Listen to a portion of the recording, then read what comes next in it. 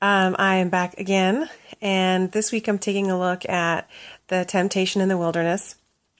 So I studied a few things this week about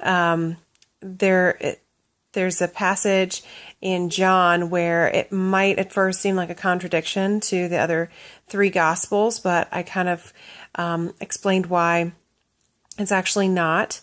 So you'll see the timeline kind of in there. And then I when reading this again, realized that Satan had been tempting Jesus over the entire period of 40 days, which we tend to think about at the end of 40 days, and Satan does these three things, and Jesus says no to all of them.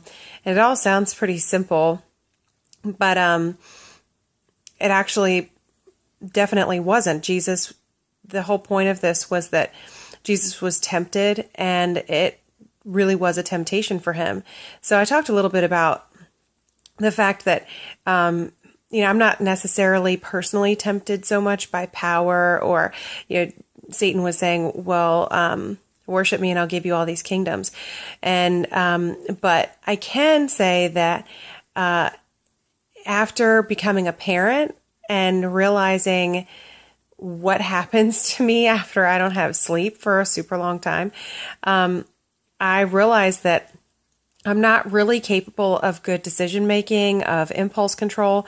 And so Jesus was there, and he hadn't eaten anything for 40 days. And so he's declining food. He's declining all of the temptations by the devil. But additionally, Satan had been tempting him throughout that period of time. So I know there have been plenty of times when I've known better than to do something. But if someone harasses me long enough, then I'll still do it anyway.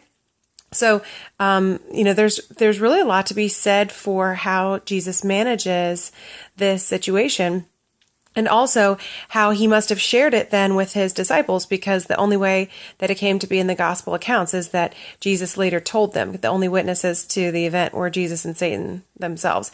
So he must have used it as a teaching moment for the disciples and explained what had happened to him, and really humbled himself by saying, yeah, I was tempted, and here's how I dealt with it and how I got around it. So take a look. I hope you like it, and we'll see you soon.